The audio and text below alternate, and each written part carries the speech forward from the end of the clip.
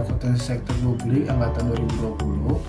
Halo, aku Anggiana Nazma dari Akuntansi Sektor Publik Angkatan 2020. Saya Fatur Aladian dari Akuntansi Sektor Publik Universitas Padjadjaran Angkatan 2020. Sasaran strategis Dirjen Cipta Kerja PUPR secara umum adalah menyelenggarakan fungsi perumusan, pelaksanaan, dan evaluasi kebijakan di bidang pengembangan kawasan permukiman, pembinaan penataan bangunan, pengembangan sistem penyediaan air minum, pengembangan sistem pengolahan air limbah, dan drainase lingkungan, serta persampahan sesuai dengan peraturan perundang-undangan. Pernyataan risiko yang pertama adalah terdapat kegiatan pengembangan sistem penyedia air minum dan pengembangan penyihatan lingkungan permukiman tidak siap lelang. Penyebabnya antara lain yang pertama adalah redliner kriteria belum terpenuhi, kemudian dokumen lelang belum terselesaikan pada saat yang ditentukan, dan yang terakhir adalah belum mendapatkan persetujuan internal. Dengan dampak capaian tujuannya adalah alokasi dana tidak termanfaatkan, kemudian pembatalan lelang dan penundaan kegiatan dengan pemilik resikonya yaitu Balai PPW dan DIT KIP. Risiko tersebut terjadi pada saat tahap persiapan. Pernyataan risiko yang kedua yaitu tidak tepatnya pemrograman dan anggaran bidang pengembangan sistem penyedia air minum dan pengembangan penyihatan lingkungan permukiman. Dengan penyebabnya adalah kualitas data tidak akurat. Dampak pada capaian tujuannya yaitu program tidak sesuai dengan yang dibutuhkan, dengan pemilik resiko yaitu Balai PPW dan DIT KIP. Risiko tersebut terjadi pada tahap persiapan.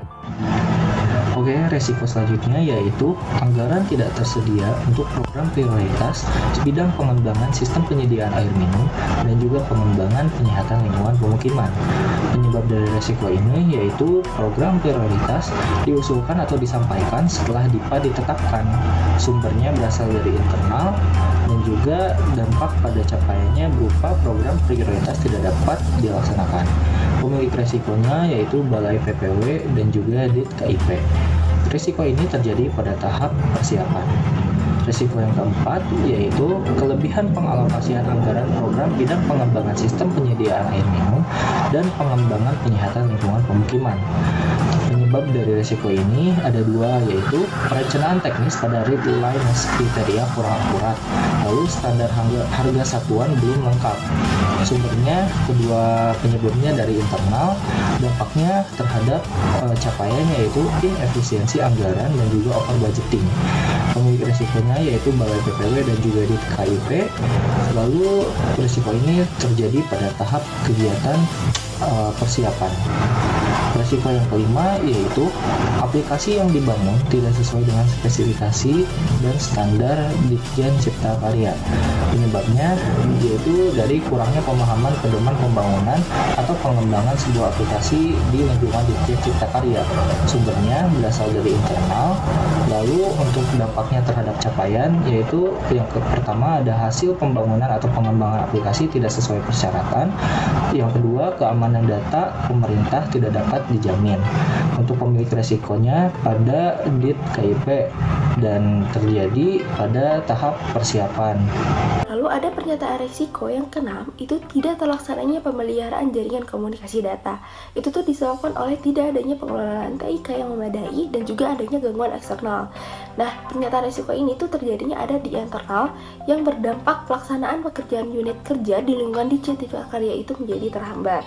Lalu pernyataan risiko yang terakhir yaitu yang ketujuh, ada penyiapan PHLN yang terlambat.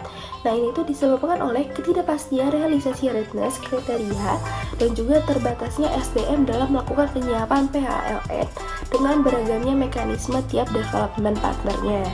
Nah, ini tuh terjadi juga di dalam internalnya dan yang berdampak kinerja PHLN yaitu yang rendah.